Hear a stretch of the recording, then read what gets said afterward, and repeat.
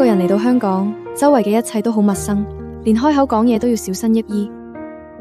入到樹人生存系，我成日都好怕自己唔識講廣東話，怕追唔上大家嘅腳步。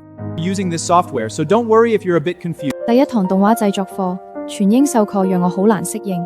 明明中意影視創作，但係一啲都唔掂。雖然學 AI 困難重重，但係或者可以夾埋我拍嘢嘅興趣，用鏡頭同 AI 一齊描畫我心目中嘅世界。唔該晒。我每日都練習廣東話發音，通宵研究 AI 短片製作，就算好難，都想多努力一步。第一次試住做 AI 短片，失敗咗好多次，我覺得自己好冇用。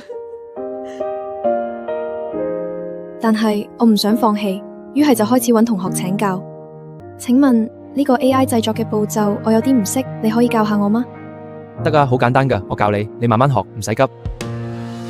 慢慢咁，我嘅廣東話越講越好， AI 製作技巧都越嚟越熟練，我逐漸咁開口交流，咁去嘗試更多新嘅創意。你睇下呢個效果點樣？比之前個版本好。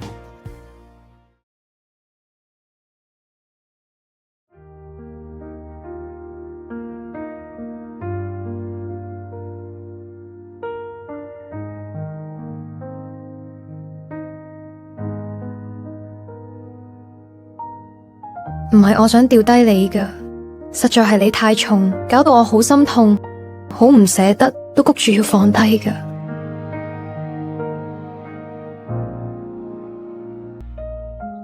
等我大個咗做咗導演，你哋全部都要做我嘅演員。好啊，我哋全都好期待。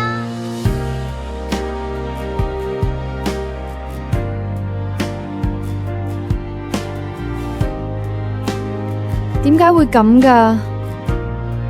我唔想日日夜夜對住部電腦死捱死抵，都唔想最鍾意嗰科 final 得個 B 先。但係就係咁，我都唔會放棄。